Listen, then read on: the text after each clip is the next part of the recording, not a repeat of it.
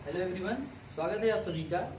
तो आज हम लोग एक नए चैप्टर के बारे में देखेंगे कि पिछले हमने क्या देखा था कि फंडामेंटल ऑफ एसी फंडामेंटल पढ़ा था। तो आज उसमें वो चैप्टर कंप्लीट हो गया है।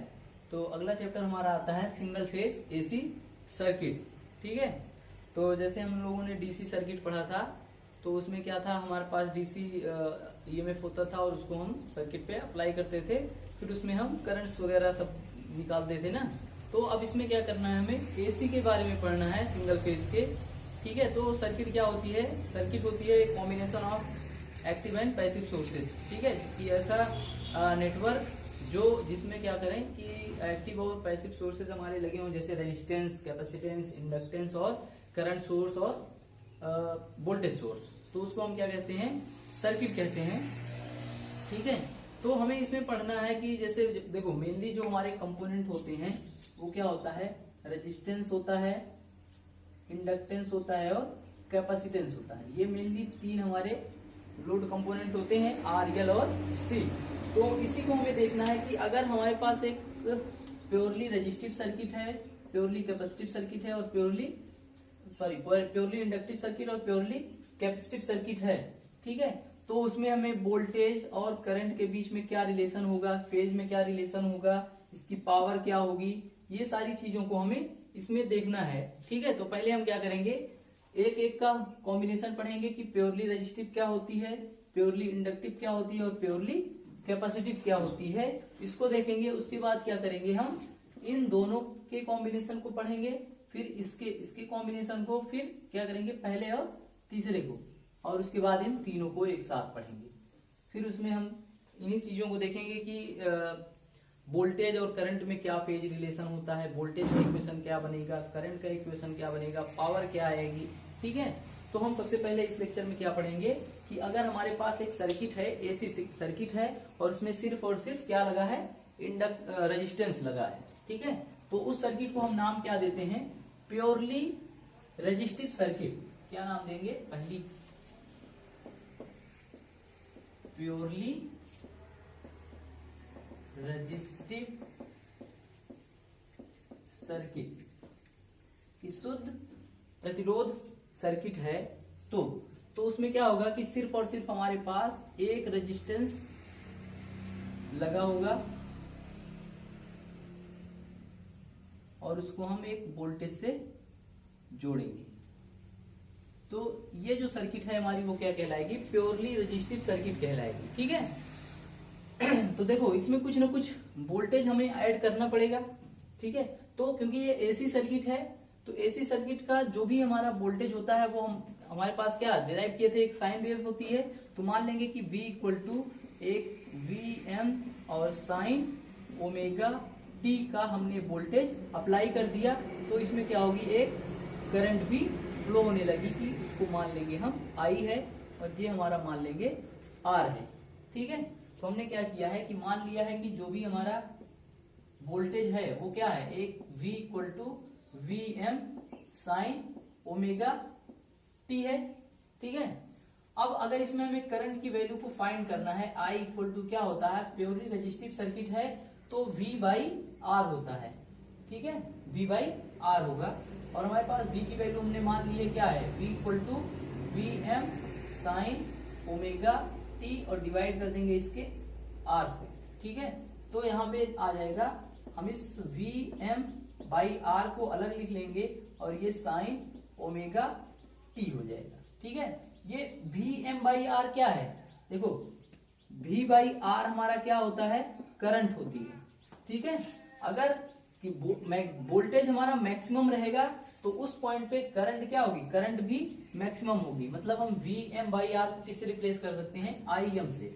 तो जो हमारे करंट की इक्वेशन I इक्वल टू आ जाएगी वो क्या आ जाएगी, I equal to Im sine omega t हो जाएगा। ठीक है, तो हमारे पास वोल्टेज ये था, हमने माना था, और हमने देखा कि जब करंट निकालेंगे तो करंट की इक्वेशन ये आ जाएगी, I equal to Im sine omega t। तो अगर हम इसमें फेज डिफरेंस की बात करें, फेज डिफरेंस कि कितना फेज डिफरेंस आएगा इसमें, तो फेज डिफरेंस को डेल फाई से दिखाते हैं। मैंने बताया था कि कोई भी दो अल्टरनेटिंग क्वांटिटी जिनकी फ्रीक्वेंसी सेम हो, उनके जो भी फेज होंगी उनका जो डिफरेंस आता है वो हमारा फेज डिफरेंस आता है। तो इसका क्या है, इसको अगर हम मान ले फाई 2 है और ये हमारा क्या है फाई 1 है, तो क्या होगा del phi equal to phi 2 minus phi 1 होगा। मतलब फाई 2 हमारा ओमेगा टी है और फाई 1 हमारा ओमेगा टी है। तो डेल फाई हमारा क्या आ जाएगा, 0 आ जाएगा। तो पहला रिजल्ट हमें यहां से ये मिलता है कि अगर हमारे पास एक प्योरली रेजिस्टिव सर्किट है तो उस प्योरली रेजिस्टिव सर्किट में जो भी फेज डिफरेंस होगा वो 0 होगा। अब फेज डिफरेंस 0 होने का मतलब क्या है कि जिस पॉइंट पे हमारे V की वैल्यू मैक्सिमम होगी उसी पॉइंट पे हमारे I की वैल्यू भी मैक्सिमम होगी। अगर हम इसको ग्राफिकली दिखाएं V और I को, तो कैसे होगा, V equal to Vm sine omega t, तो जनरल एक साइन वेव है तो इसको हम डायरेक्टली ऐसे ड्रा कर लेंगे। ये क्या आ जाएगी, V equal to Vm sine omega t. अब देखो I को जब हम ड्रा करेंगे तो I equal to Im sine omega t है।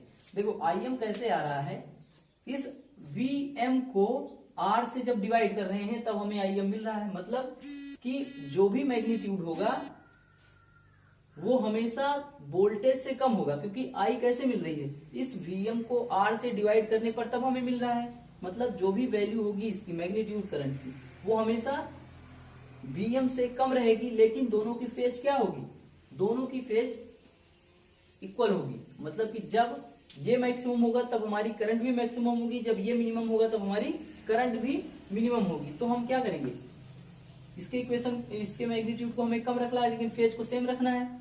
तो क्या करेंगे कि इस तरीके से हम करंट को ड्रा करेंगे। अब देखो यहाँ पे इसकी वैल्यू मैक्सिमम हो रही है और इसी पॉइंट पे करंट की वैल्यू भी मैक्सिमम हो रही है। इस पॉइंट पे 0 हो रही है वोल्टेज और करंट दोनों।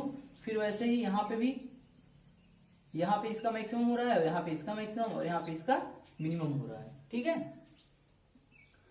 तो ये हो जाएगा हमारा वेव इस वोल्टेज और करंट का। ठीक है, कि करंट की जो मैग्नीट्यूड होगी वो हमेशा वोल्टेज से कम होगी लेकिन दोनों सेम फेज में होंगे। ठीक है, अगर इसका हम फेजर डायग्राम बनाएं कि प्योरली रेजिस्टिव सर्किट का फेजर डायग्राम कैसे बनेगा, तो फेजर डायग्राम मैंने बताया था कि क्या होता है कि कोई भी दो अल्टरनेटिंग क्वांटिटी हैं जैसे वोल्टेज और करंट, तो वो एक दूसरे से कलीय रूप से कैसे संबंधित हैं वो उसका क्या कहलाता है, फेज कहलाता है, फेजर डायग्राम कहलाता है। ठीक है, तो ये ओमेगा टी है, ये भी ओमेगा टी है, मतलब दोनों क्या है, सेम फेज में है। तो फेज अगर हमारी वोल्टेज का जो वो है, ये मान ले हमारी वोल्टेज इस तरीके से है, तो जो करंट होगी वो भी हमारी इसी फेज में होगी, क्योंकि हमें जो फेज डिफरेंस रखना है वो 0 रखना है। तो फेज डिफरेंस 0 कैसे होगा, जब दोनों पैरेलल होंगे एक दूसरे के। तो ये हमारा क्या हो जाएगा, प्योरली रेजिस्टिव सर्किट का फेजर डायग्राम हो जाएगा। क्या हो जाएगा, फेजर डायग्राम। और ये क्या है, हमारी वेव इक्वेशन है, वेव फॉर्म है इसका वोल्टेज और करंट का है। ये हमारी वोल्टेज है और ये वाला जो नीचे वाला है वो क्या है, I equal to Im sine omega t. ठीक है, तो हमें यहां से दो रिजल्ट मिला कि प्योरली रेजिस्टिव सर्किट में जो फेज डिफरेंस होगा वो फाई होगा और जो भी फेजर डायग्राम होगा वो इस तरीके से होगा कि हमारा ये वोल्टेज है तो यहाँ पे इसी के पैरेलल हमारी करंट भी होगी, दोनों के बीच में कोई भी फेज डिफरेंस नहीं होगा। अब इसके बाद अगर इसकी पावर को देखनी है कि हमें प्योरली रेजिस्टिव सर्किट में पावर क्या मिलेगी। ठीक है, तो पावर को हम निकालेंगे, हम तो पावर इक्वल टू क्या होगा, V इंटू आई। तो वोल्टेज की इक्वेशन है Vm साइन ओमेगा टी और I equal to Im sine omega t.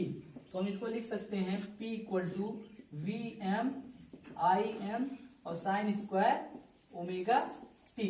ठीक है, तो इस साइन स्क्वायर ओमेगा टी को हम लिख सकते हैं Vm Im बाई 2 और 1 माइनस कॉस 2 ओमेगा टी लिख सकते हैं साइन कॉस 2 थीटा के फॉर्मूले से, ठीक है। तो अब हम इसको दो कर सकते हैं, पार्ट में डिवाइड कर सकते हैं, Vm Im बाई 2 और माइनस Vm Im बाई 2, और ये हो जाएगा cos 2 ओमेगा t। तो अब हमारे पावर के दो टर्म बन गए, एक तो हमारा कांस्टेंट है और दूसरा इस ओमेगा के साथ वेरिंग नेचर का है, ठीक है। तो हम क्या करेंगे, इसको निकाल लेंगे पहले। ये तो कांस्टेंट है, इसका मैग्नीट्यूड कांस्टेंट है, इसमें कोई वेरिएशन नहीं होगा इसको, लेकिन हम निकालेंगे कैसे, इंटीग्रेट करके। तो हम इसका इंटीग्रेशन अलग से कर लेंगे यहाँ पे, इसका cos 2 ओमेगा टी का।